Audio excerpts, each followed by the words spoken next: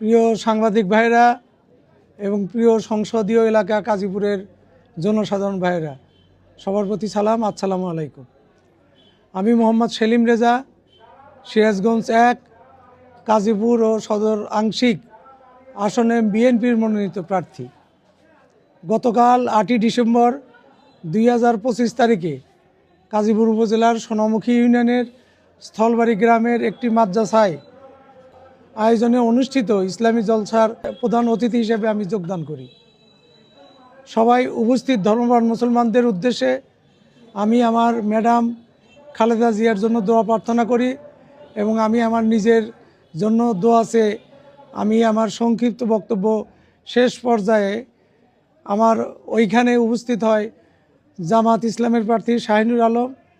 তিনি তার দলবল নিয়ে, তার মধ্যে কিছু আওয়ামী সন্ত্রাসী এবং বহিরাগত জামাত, সিরাজগঞ্জ ধনুট বিভিন্ন এলাকার থেকে বহিরাগত জামাত শিবির প্রোগ্রামে এসেছিল এবং বিভিন্ন স্লোগান দিতে দিতে মঞ্চের দিকে আক্রমণাত্মক ভঙ্গিতে আসছিল এবং তারা দাঁড়িপাল্লার পক্ষে বিভিন্ন রকমের উস্কানিমূলক, অশ্লীল, উত্তেজনাকর স্লোগান দিতে দিতে আসে এবং তাদের স্লোগানের মধ্যে ছিল চাঁদাবাজের আস্তানা ভেঙে দাও, গুড়িয়ে দাও, আমার সোনার কাজীপুরে চাঁদাবাজের ঠাঁই নাই।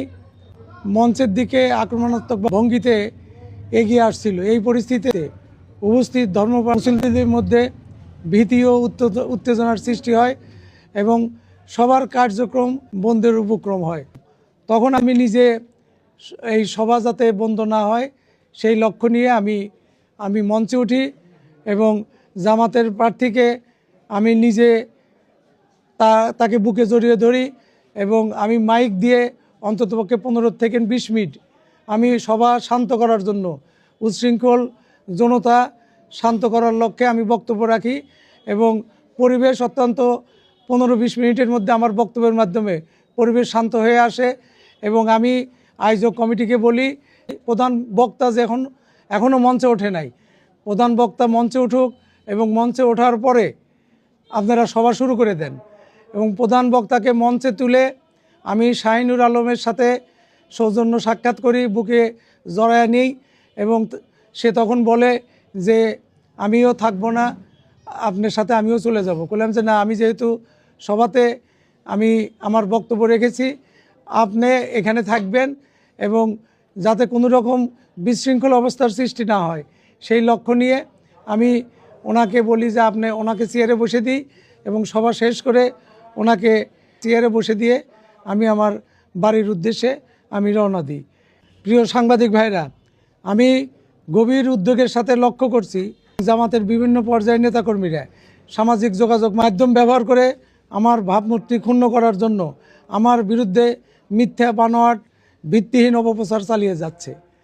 কারণ ওই সময়ে শাহিনকে আমি বলেছিলাম যে তোমার মঞ্চে এইভাবে লোকজন নিয়ে আসা ঠিক না এবং শাহিন নিজেও স্বীকার করেছিল যে ভাই, আমি আসলে আমার সাথে যেসব লোকজন নিয়ে আসছি তারা যেটা করছে এটা ঠিক করে নেই। শাহিন ভালো ছেলে, তাকে ভালো ছেলে হিসেবেই আমরা জানি। এখন আমার বিরুদ্ধে যে অপপ্রচার চলছে, এই নিষিদ্ধ ঘোষিত আওয়ামী লীগ অথবা তারা নিজেরাই এমন কর্মকাণ্ড ঘটিয়েছে বিএনপির সম্মান ক্ষুণ্ণ করার উদ্দেশ্যে, নির্বাচনকে সামনে রেখে নোংরা রাজনীতির উদ্দেশ্যে এরকম মিথ্যা প্রোপাগান্ডা ছড়াচ্ছে।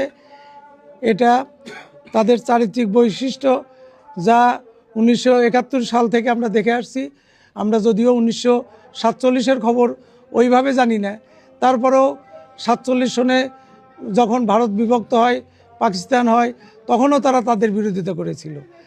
প্রিয় সাংবাদিক ভাইরা, আমার রাজনীতি মানুষের ভালোবাসা নিয়ে রাজনীতি এবং আমি চাই যে কাজীপুরে সহ অবস্থান থাকুক এবং কাজীপুরে আমরা যারা রাজনীতি করি, জামাত সহ বিভিন্ন দলের যারা এমপি ক্যান্ডিডেট আছে, সবাই মিলে আমরা কাজীপুরে রাজনীতি করব।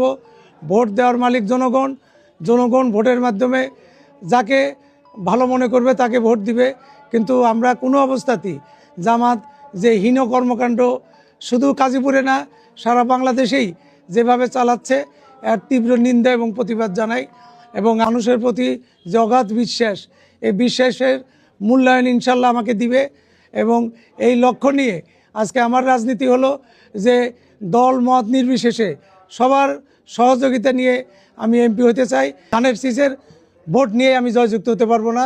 অন্ততপক্ষে আওয়ামী লীগ যারা করেছে তাদের সাথেও আমাদের কোনো বিরোধ নাই। তাদেরকে সাথে করে নিয়ে মাঠে নামবো এবং তাদের ভোটের মাধ্যমে, সার্বিক সবার ভোটের মাধ্যমে ইনশাল্লাহ আগামী দিনে এমপি নির্বাচিত হব, এই আশা অবশ্যই আমি রাখি।